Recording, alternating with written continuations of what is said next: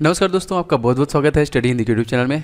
आप लोगों के लिए एक बार फिर से मैं लेके आ गया हूं संविधान का क्वेश्चन, जो कि तीसरा भाग है। इसके पहले मैंने 2 भाग अवेलेबल करा रखे हैं, जिसका मैंने प्लेलिस्ट बना दिया है और इस वीडियो के डिस्क्रिप्शन बॉक्स में लिंक मिल जाएगा। पार्ट 1 पार्ट 2 का सभी क्वेश्चन अलग अलग हैं और प्रीवियस ईयर है और बहुत सारे एक्सपेक्टेड क्वेश्चन हैं। कुछ ऐसे प्रश्नों को लिया गया है जो पुराने वर्ष में देखा मैंने काफ़ी बार पूछे गए हैं। तो बहुत ही ध्यान के साथ इस पर्टिकुलर टेस्ट को एक तरीके से टेस्ट के माध्यम से इसको लगाइए और देखिए कि आने वाले प्रश्नों में आप कितने अटेम्प्ट कर पा रहे हैं। और निश्चित तौर पे आगामी दिल्ली पुलिस कांस्टेबल के एग्जामिनेशन में या फिर other NTPC group D exam में आपसे 3 से 4 नंबर क्वेश्चन संविधान से जरूर पूछता है। तो ध्यान से लगाइएगा, वीडियो को लाइक एंड शेयर कीजिएगा जरूर से। स्टार्ट करते हैं सबसे पहले से। क्वेश्चन नंबर 1 दोस्तों है, भारतीय गणराज्य में वास्तविक कार्यकारी पदाधिकारी जो कि प्राधिकार निम्नलिखित में से किसके पास होता है? वास्तविक कार्यकारी प्राधिकार। ठीक है, तो दोस्तों इन सभी ऑप्शन में से देखिए प्रधानमंत्री, राष्ट्रपति, नौकरशाही, मंत्रिपरिषद। करेक्ट आंसर दोस्तों जाएगा प्रधानमंत्री के पास होता है, ऑप्शन नंबर ए। भारत के तत्कालीन प्रधानमंत्री क्वेश्चन आता है इस प्रकार से कि वो किस नंबर के प्रधानमंत्री हैं। तो अभी जो है भारत के 15वें प्रधानमंत्री हैं नरेंद्र मोदी। ठीक है, और आपसे कभी कभी पूछता है कि भारत के प्रधानमंत्री कौन से आर्टिकल संबंध रखते हैं, तो आर्टिकल नंबर 75 आपका प्रधानमंत्री का ही होता है, उसमें प्रधानमंत्री की नियुक्ति होती है। दूसरा देखिए, भारत के संविधान के अनुसार भारत के राष्ट्रपति के कार्यकाल की रिक्तियों को कितने अवधि के भीतर भरा? मान लीजिए किसी कारणवश अगर राष्ट्रपति जो है हट जाते हैं तो कितने अवधि के भीतर नया जो कि नियुक्ति हो जाना चाहिए। तो ये नियम है दोस्तों जो कि संविधान के अनुसार 6 माह के लिए, ऑप्शन नंबर बी। और तत्कालीन भारत के राष्ट्रपति कौन है? रामनाथ कोविंद, जो कि उत्तर प्रदेश के कानपुर जिले के हैं। इसके पहले वो बिहार के राज्यपाल थे। नेक्स्ट देखिए तीसरा क्वेश्चन, संसद की निम्नोक्त स्थायी समितियों में से किसमें राज्यसभा का कोई सांसद नहीं होता है? राज्यसभा का कोई भी सांसद नहीं होता, वो कौन सा है? लोक लेखा, आकलन, प्रेम, लोक उपक्रम, सरकारी। दोस्तों यहाँ पे हो जाएगा आकलन समिति। यहाँ पे असेसमेंट जो कमेटी होती है, ऑप्शन नंबर बी। इसमें कोई भी जो कि राज्यसभा का कोई भी सांसद नहीं होता है। चौथा क्वेश्चन देखिए, राज्यसभा को भंग करने के लिए इनमें से कौन सक्षम होता है जो राज्यसभा को डिस्ट्रॉय कर सकता है, बंद कर सकता है, डिसॉल्व कर सकता है? बिल्कुल से दोस्तों यहाँ पे इन सभी ऑप्शन में से देखिए कोई नहीं जो उनको भंग सकता है। यहाँ पे ऑप्शन जो यहाँ पे दिए गए। वैसे मैं आपको बता दूं, क्वेश्चन आता है दोस्तों कि राज्यसभा का गठन जो होता है कौन से आर्टिकल में है दोस्तों? तो राज्यसभा का गठन जो होता है वो आर्टिकल नंबर 80 में है और लोकसभा का जो गठन होता है दोस्तों वो आर्टिकल नंबर 81 में है। राज्यसभा का सभापति कौन होता है आपको पता होगा? एम वेंकैया नायडू, जो कि भारत के वाइस प्रेसिडेंट है, वो जो कि राज्यसभा के सभापति होते हैं। मोस्ट इंपॉर्टेंट आप लोग बताना था कि राज्यसभा में मैक्सिमम जो सदस्य होते हैं वो कितने होते हैं, कमेंट करके आप लोग जरूर बताइएगा। अगला क्वेश्चन देखिए, भारत में राष्ट्रपति के चुनाव संबंधी विवाद के मामले में निम्नलिखित में से किसके पास भेजा जाता है? कभी भी अगर राष्ट्रपति के चुनाव संबंधित कोई विवाद होता है तो इसमें से किसको भेजा जाएगा? निर्वाचन आयोग, सांसद, भारत का उच्चतम न्यायालय, मंत्रिमंडल। करेक्ट आंसर दोस्तों जाएगा भारत का उच्चतम न्यायालय, ऑप्शन नंबर सी। जी हाँ, सुप्रीम कोर्ट ऑफ इंडिया के द्वारा ये जो इस संबंधी विवाद होते हैं उनके पास भेजा जाता है। ठीक है दोस्तों, इसके अलावा मैं अकेडमी प्लेटफॉर्म भी पढ़ाता हूँ, वहाँ भी मेरे बहुत सारे कोर्सेज देख सकते हैं। आपके लिए एक बहुत ही सुनहरा मौका है, आप प्राइज जीत सकते हैं। जैसे मैंने आपको बताया था इसके पहले लीग चल रहा था, तो एक लीग स्टार्ट हुआ दोस्तों, रेलवे चैंपियन लीग। इसमें 3 स्टेज है, फर्स्ट, सेकेंड एंड देखिए जो 3 टेस्ट हैं जो पहले तारीख को, 1 नवंबर, 2 नवंबर, 5 नवंबर का है।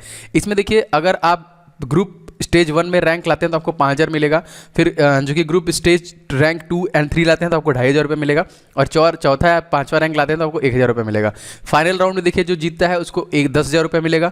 और इसके बाद जो सेकंड एंड थर्ड राउंड है इसमें 5000 का बाउचर, अमेजन बाउचर है। और चौथे 5वें में देखिए 2000 का बाउचर है, जो कि अनअकैडमी प्लेटफॉर्म पे हो रहा है। तो इसमें देखिए जो स्टेज 1 है 60 क्वेश्चन का है, स्टेज 2 40 क्वेश्चन का है और फाइनल जो होता है 100 क्वेश्चन का। इसमें आपको रैंक लाना है और ये फ्री ऑफ कॉस्ट टेस्ट है। एक तरीके से आपका इंप्रूवमेंट भी चेक हो जाएगा कि कितना अटेम्प्ट हो रहा है। अगर आप बाय लक आपका रैंक अच्छा आता है, आप मेहनत करते हैं, तो आप जरूर इसको जीत जाएंगे। तो फटाफट आप एनरोल कर लीजिए, जिसका लिंक मैंने डिस्क्रिप्शन बॉक्स में डाल दिया है, डायरेक्टली वहां से एनरोल कर सकते हैं। और ये सारे बाउचर्स जो हैं फटाफट आप उनको ले सकते हैं। तो फायदेमंद है, आपका टेस्ट भी हो जाएगा, आपको बाउचर भी मिलेगा अगर आप टॉप करते हैं तो। आइए देखते हैं नेक्स्ट क्वेश्चन। भारत के उपराष्ट्रपति के निर्वाचन के लिए निर्वाचन मंडल होता है। ठीक है, यहाँ पे बता रहा है उपराष्ट्रपति के निर्वाचन के लिए निर्वाचन मंडल होता है। करेक्ट आंसर दोस्तों यहाँ पे संसद के दोनों सदनों के सदस्य होते हैं। जो निर्वाचन मंडल होता है वो क्या होता है? संसद के दोनों सदनों के सदस्य होता है। इसका देखिए ये तीसरा भाग है कॉन्स्टिट्यूशन का ना, तो इसके 2 पार्ट आप जरूर देख लीजिएगा। अगला देखिए, वह अधिकतम अवधि कितनी होती है जिस तक संविधान के अनुच्छेद 356 के अधीन राष्ट्रपति द्वारा जारी की गई संसद द्वारा बढ़ाई गई उद्घोषणाओं समानांतर लागू रह सकती है? वो अवधि बताना है, वो टाइम पीरियड कितना होता है दोस्तों? ये टाइम पीरियड होता है मात्र 6 महीने का, ऑप्शन नंबर ए इस क्वेश्चन में सही हो जाएगा। 8वां क्वेश्चन देखिए, युद्ध या बाहरी आक्रमण के कारण संविधान के किस अनुच्छेद के अधीन भारत में आपात स्थिति की घोषणा की जाती है? मान लीजिए युद्ध आ गया, कुछ हो गया, तो इसमें कौन सा आर्टिकल, तो दोस्तों सही आंसर की बात करेंगे तो आर्टिकल नंबर 352 का संबंध होगा। दोस्तों मैं आपको बता दूं 3 प्रकार के इमरजेंसी का प्रावधान हमारे कॉन्स्टिट्यूशन में किया गया है, आर्टिकल नंबर 52, 56, 60, ठीक है, जो कि नेशनल हो गया हमारा, स्टेट हो गया हमारा, और फाइनेंशियल हो गया। अगला देखिए, निम्नलिखित में से कौन से अनुच्छेद के अधीन किसी राज्य के संवैधानिक व्यवस्था को भंग करने की घोषणा की जा सकती है? किसी भी राज्य की बात हो रहा है तो अभी मैंने बताया, तो आर्टिकल नंबर 56, ठीक है, 52, 56, 60 है आपका, 52 नेशनल हो गया और स्टेट वाला आपका 56 हो गया, नेक्स्ट जो होगा 60 हो जाएगा। क्वेश्चन देखिए क्या है, निम्नलिखित में से कौन से अनुच्छेद आपातकालीन उपबंधों से संबंधित है? इमरजेंसी के जो यहाँ पर प्रोविजंस हैं उनके लिए है। दोस्तों ये है आपका article number 352, article number 356, article number 360, याद कर लीजिएगा। अब मैं आपको बता दे रहा हूँ कब कब इमरजेंसी लगा है। देखिए आर्टिकल नंबर 352 का इस्तेमाल किया गया है 1962 में, 1971 में, जो कि कहीं ना कहीं देख लीजिए आपका जो हमारा चाइना वाला और पाकिस्तान वाला, और जो इसके बाद हमारा 1976 में 62, 71, 75 में जो हमारा लगा था, 75 में लगा था, वो 22 महीनों के लिए लगा था, याद रखेंगे। तो अब तक कौन सा इमरजेंसी नहीं लगा ये भी आता, तो फाइनेंशियल इमरजेंसी आर्टिकल नंबर 360 का प्रयोग अब तक नहीं किया गया है। अगला देखिए, अनुच्छेद 312 के अंतर्गत लागू आपात स्थिति के दौरान निम्नलिखित में से कौन से संविधान उपबंध निलंबित हो रहते हैं? मतलब ऐसे उपबंध ऑटोमेटिक निलंबित हो जाते हैं जैसे ही आपका आर्टिकल नंबर 352 काम करता है। दोस्तों हमारे जो फंडामेंटल राइट्स हैं वो टोटली डिस्ट्रॉय होते हैं, खत्म होते हैं, उनका कोई काम वाम नहीं होता है। दोस्तों मैं चाहूँगा कि आप लोग इस वीडियो को लाइक जरूर करना, मेरे लिए मोटिवेशन एंड अप्रिशिएशन है, आपका प्यार है। तो वीडियो पसंद आ रहा है, अगर इस प्रकार वीडियो और चाहते हैं तो आप लोग लाइक जरूर कीजिएगा एंड शेयर कीजिएगा अपने दोस्तों के साथ। चैनल पर नए होंगे तो लगातार इसके ये मैं क्लासेस अवेलेबल करा रहा हूँ आपको, तो चैनल को सब्सक्राइब करके आप बेल बटन जरूर दबा लीजिएगा, जिससे आपको लगातार हमारी वीडियोज़ की नोटिफिकेशन मिलता है। अगला देखिए, जब भारत के राष्ट्रपति और उपराष्ट्रपति दोनों के पद खाली हो तो उनका काम कौन करेगा? अच्छा क्वेश्चन है, बताइए। प्रधानमंत्री, गृह मंत्री, भारत का मुख्य न्यायाधीश या फिर लोकसभा अध्यक्ष? करेक्ट आंसर हो जाएगा भारत का मुख्य न्यायाधीश। अगर राष्ट्रपति का पद और उपराष्ट्रपति का पद दोनों खाली होगा तो भारत का उपराष्ट्रपति जो मुख्य न्यायाधीश है, चीफ जस्टिस ऑफ इंडिया है यहाँ पे, उनके द्वारा ये काम किया जाएगा। अगला देखिए, भारत का उपराष्ट्रपति क्या होता है? इन सभी ऑप्शनों में से उपराष्ट्रपति, अभी मैंने बताया, तो आगे बढ़ते हैं इसमें। राज्यसभा का पदेन अध्यक्ष होता है ना, राज्यसभा का सभापति होता है यहाँ पे, जाहिर सी बात है। अगला देखिए, भारतीय संघ के राष्ट्रपति के पास वही संवैधानिक अधिकार है जो, भारतीय संघ के राष्ट्रपति के अधिकार है, वही अधिकार कौन से? यहाँ पे देश का नाम बताना है जिसको पूरा अधिकार दिया गया है। दोस्तों ब्रिटिश के रानी के पास सेम वही सारे अधिकार हैं जो भारतीय संघ के राष्ट्रपति के पास अधिकार है। अगला देखिए, संघ लोक सेवा आयोग के किसी सदस्य को हटाया जा सकता है, कैसे, किसके द्वारा हटाया सकता है ना? संघ लोक सेवा आयोग, यूनियन पब्लिक सर्विस कमीशन के किसी भी मेंबर को रिमूव किया जा सकता है। दोस्तों ऑप्शन नंबर ए, राष्ट्रपति के द्वारा हटाया जा सकता है। 16वां क्वेश्चन देखिए, भारतीय गणराज्य का वो कौन सा राष्ट्रपति था जो सदा भारतीय धर्मनिरपेक्षता को सर्वधर्म जो कि सद्भाव कहता था, समभाव कहता था, वो कौन सा भारत का राष्ट्रपति था? आपको बताना है। दोस्तों सेंसर की बात करें तो डॉक्टर एस राधाकृष्णन द्वारा ये कहा गया। अगला देखिए, राष्ट्रपति द्वारा राज्यसभा के कितने सदस्यों को नामित किया जाता है? मोस्ट इंपॉर्टेंट, राष्ट्रपति द्वारा कितने सदस्यों को नामित किया जाता है? दोस्तों तो ये किया जाता है, देखिए तकरीबन 12 के द्वारा राज्यसभा में, ठीक है, ध्यान से क्वेश्चन को समझिए, राज्यसभा में 12 जो कि लोगों को सदस्यों को नामित किया जाता है। अगला देखिए, भारत का राष्ट्रपति चुना जाता है, अब ऑप्शन थोड़ा लंबा है, पढ़ लीजिए। संसद के दोनों सदनों के सदस्यों द्वारा, संसद के दोनों सदनों विधानमंडलों के सदस्यों द्वारा, संसद के दोनों सदनों राज्य विधान के सदस्यों द्वारा, संसद के दोनों सदनों निर्वाचित सदस्यों और राज्य विधानसभाओं के निर्वाचित सदस्यों द्वारा। करेक्ट आंसर इसमें दोस्तों ऑप्शन नंबर डी ही होगा, संसद के दोनों सदनों के निर्वाचित सदस्यों और राज्य विधानसभाओं के निर्वाचित सदस्यों द्वारा राष्ट्रपति को चुना जाता है।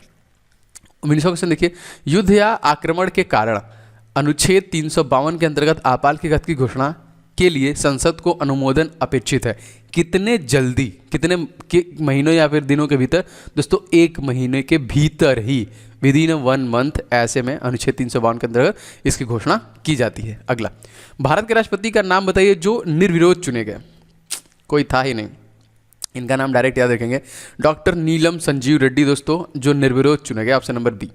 21वां क्वेश्चन देखिए, निम्नलिखित में से कौन 2 बार भारत के राष्ट्रपति चुने गए? ट्वाइस। दोस्तों इनका नाम है राजेंद्र प्रसाद, जो 2 बार भारत के राष्ट्रपति चुने गए इन सभी ऑप्शन में से।